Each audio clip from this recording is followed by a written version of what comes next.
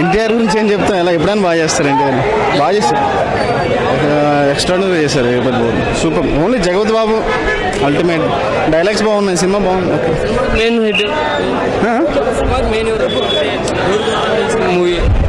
ఇద్దరు ఆపోజిట్ గా బాగున్నారు, ఎన్టీఆర్ కానీ జగపతి బాబు కానీ. జగపతి బాబు క్యారెక్టర్ అసలు ఇంకా చెప్పలేమన్నమాట. మైండ్లో మొత్తం జగపతి బాబే ఉంటాడు. బయటికి రా ఓకే, అది పర్లేదు, కామెడీ క్యారెక్టర్ మంచిగానే ఉంది. సినిమా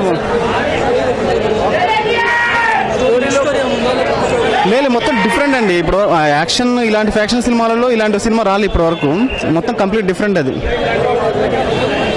బాగుంది సినిమా. రేటింగ్ అనేది మనం చెప్పకూడదు కానీ సినిమా బాగుంది.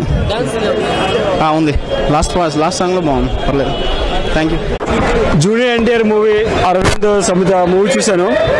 ట్రైలర్ చూసిన తర్వాత చాలా బాగుంటుంది అనిపించింది, కానీ నాకైతే యావరేజ్ అనిపించింది మూవీ. స్టోరీలో పెద్దగా దమ్ము లేదనిపించింది, కానీ ఎన్టీఆర్ యాక్టింగ్ మాత్రం చాలా అద్భుతంగా నటించాడు, జీవించాడని చెప్పొచ్చు.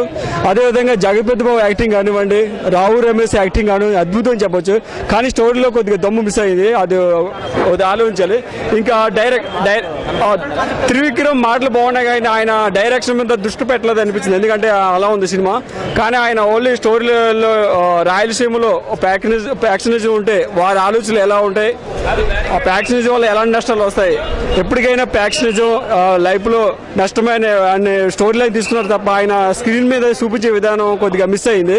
అదేవిధంగా బ్యాక్గ్రౌండ్ మ్యూజిక్ కూడా కొద్దిగా స్లో ఉందని చెప్పొచ్చు. ఈ మూవీ ఎన్టీఆర్ ఎమ్మెల్యే కానివ్వండి, కొద్దిగా ఫ్యాన్స్ కానివ్వండి, ఒకసారి చూసే అవకాశం ఉంది. Cinema average. ఇంకా హైలైట్స్ అయితే మూవీలో ఎన్టీఆర్ యాక్టింగ్ కానివ్వండి, జగపతి యాక్టింగ్ కానివ్వండి, సాంగ్స్ 5 సాంగ్స్ కూడా వినడానికి కానివ్వండి, చూపించే విజువల్స్ కానివ్వండి బాగున్నాయి. టోటల్గా అయితే నాకైతే యావరేజ్ అనిపించింది. Average movie. ఏంటండి, వీడియో నచ్చిందా? అయితే ఓ లైక్ వేసుకోండి, లేదంటే ఓ కామెంట్ చేయండి. ఎప్పటికప్పుడు మా వీడియోస్ చూడాలంటే సబ్స్క్రైబ్ చేసుకోండి.